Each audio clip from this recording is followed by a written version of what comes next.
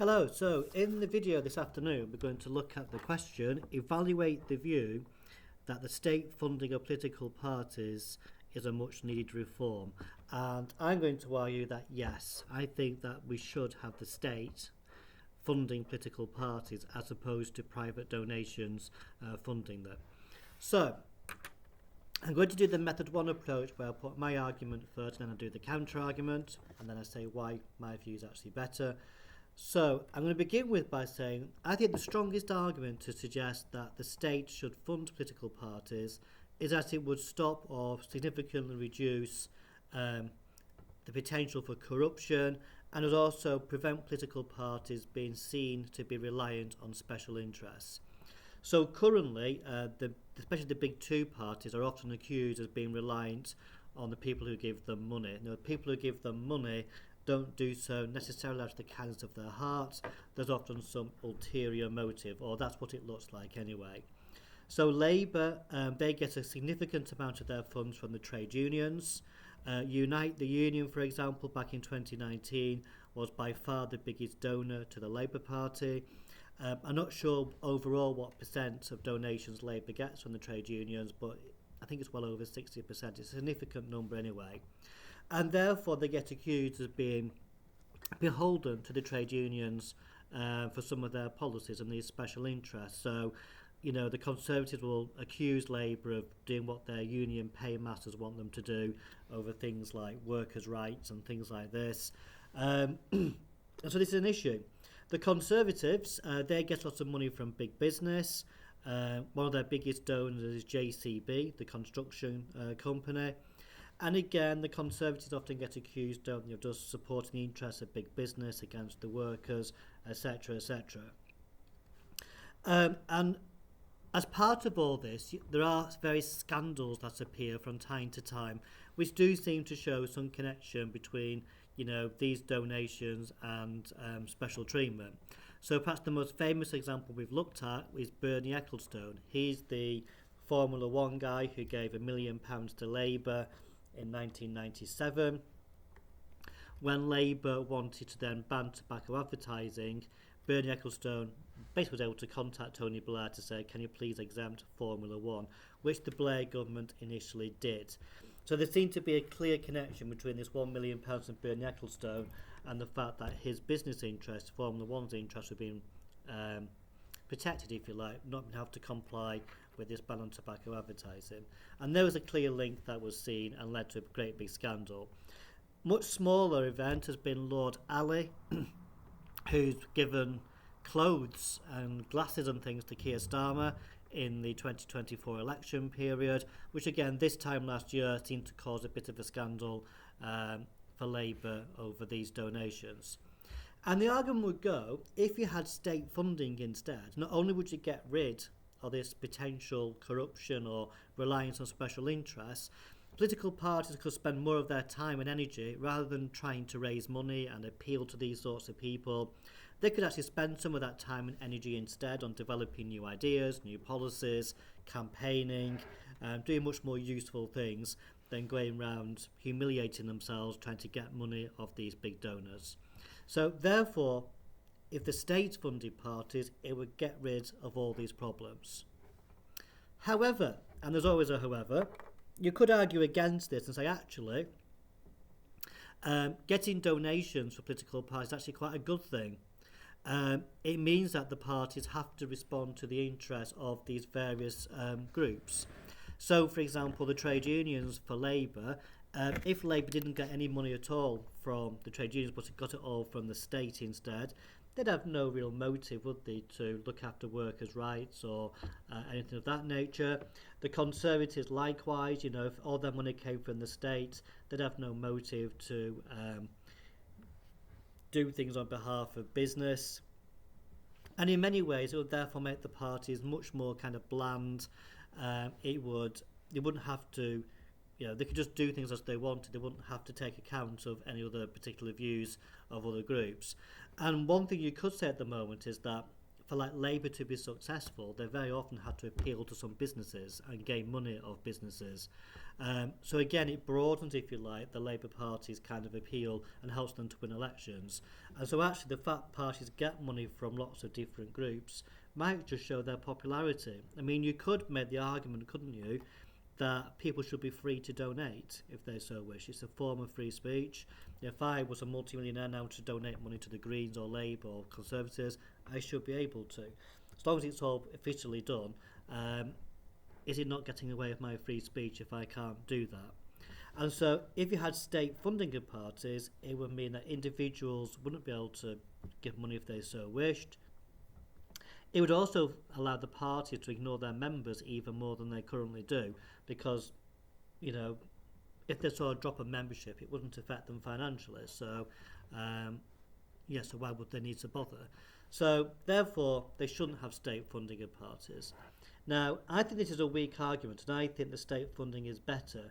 I think it's a weak argument because, yes, it might be true, but actually having a party beholden to a particular set of particular groups, a handful of millionaires or a few trade unions, is not really a very good thing. And yes, it might insulate them a little bit from the outside world by getting money elsewhere.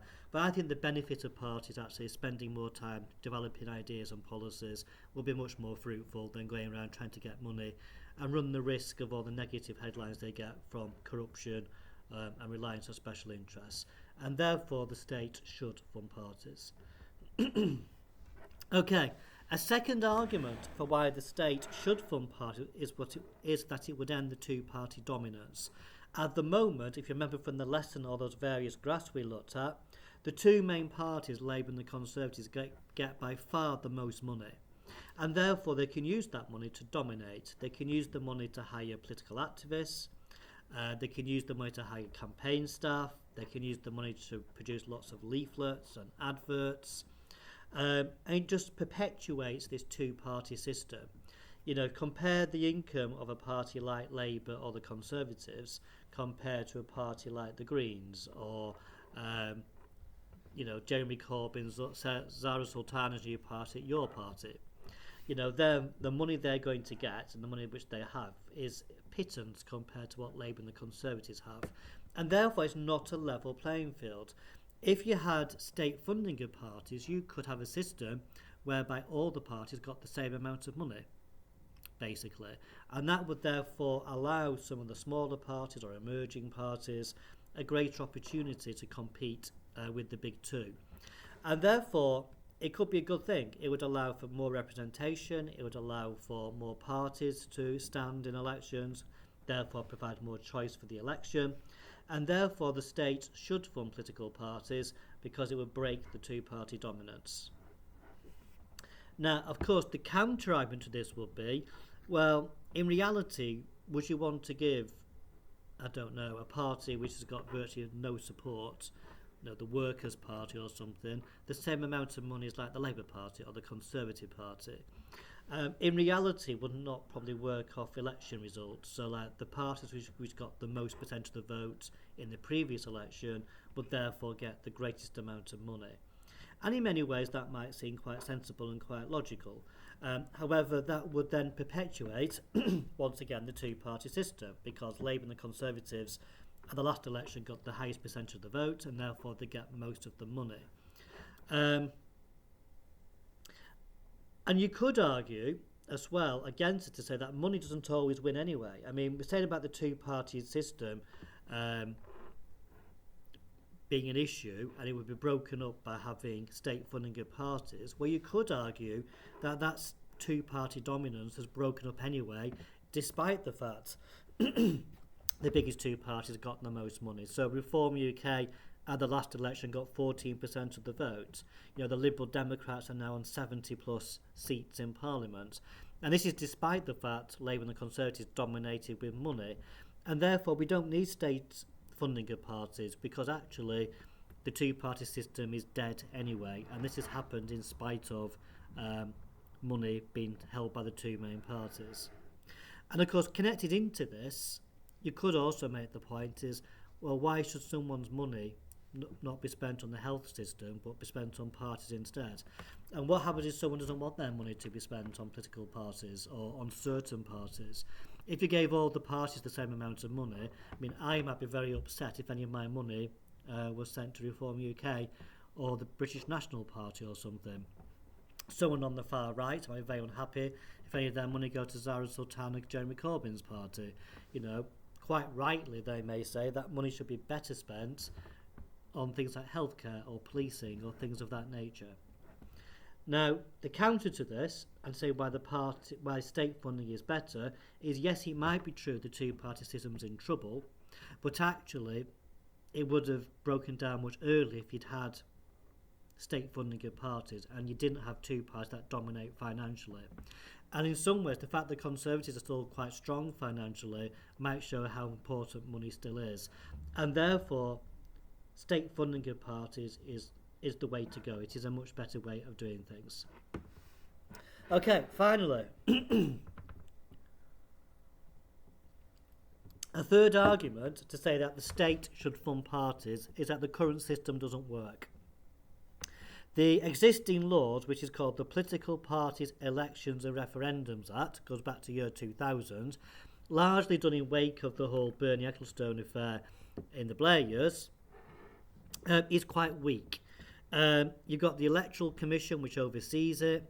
The political parties are allowed to spend, now it's up to £30,000 in a constituency, it was 20. I think that's right anyway, just double check. And they've got like a national spend, which they're not allowed to exceed either. However, there's lots of ways around some of the aspects of this law. So, for example, political parties, they might bus in activists, they might bus in kind of people from outside a constituency, flood a constituency, doing leaflets, but as long as they don't say vote for or vote against, they can spend as much as they like. And that money doesn't always go on local spending where there's this limit. They might claim it's national spending. Again, we saw a video on this in class, didn't we, about the Conservatives down in the southwest of England, which is basically what they did. And, you know, all political parties will do this type of stuff because they want to get any advantage they can over competitors. And therefore, you could argue the current laws are quite weak. You could also point out there already is some state funding of parties. It's not going to break a massive principle by having some state funding of parties. There is something called short money, which is basically where the state funds the activities of opposition parties. Basically, the state funds parties who are opposed to the government to do research as to why they oppose the government, essentially. Again, the main opposition party in Parliament, so the Conservatives at the moment, will get the bulk of this money, but the Liberal Democrats will get some as well, as will the SNP, etc., etc. And so the principle of state funding of parties is already in place, as some parties do get state money. Now, the counter to all of this is that actually, no, the laws actually work pretty well. Yes, parties are always going to try and find ways around some of the laws, and perhaps there could be a bit of tightening up here and there, but generally speaking, the law works pretty well. There's now been 2 members of Parliament who have fallen foul of the Recall of Parliament Act and have actually been chucked out due to financial scandals to do with electioneering. The Electoral Commission does have teeth. It is an independent body. It does publish the donations received to political parties and where that money is spent. So you can see very clearly how much money and where it came from, which Labour received and the Conservatives received, etc., etc. You can see how much money constituencies received. So like, you know, MP for Leicester South received, or where his money came from. And therefore that allows transparency because everyone knows where the money comes from. So if you think that Labour are acting to improve workers' rights because they got money from the trade unions, you know, it doesn't take a great deal for the press to say, yeah, that is true because they got X amount of money from the trade unions. And therefore it's all out in the open. And isn't that not the best system to have? A system where it's all out in the open, everyone can see what money they've got. The newspapers are free to report if they think, you know, a party is kind of doing things because of a few special interests. And that clearly is better than having state funding of parties and all the problems that will entail regarding, you know, who should get the most and why should my money go to that political party, etc., etc., etc. So they're the arguments for and against state funding of parties. So it hasn't been on the exam for a while, so it may well be on when you do your exam. It is worth reading up some of the ins and outs of all of this, but hopefully that gives you some ideas of the types of points you can make if an essay did appear on this particular topic.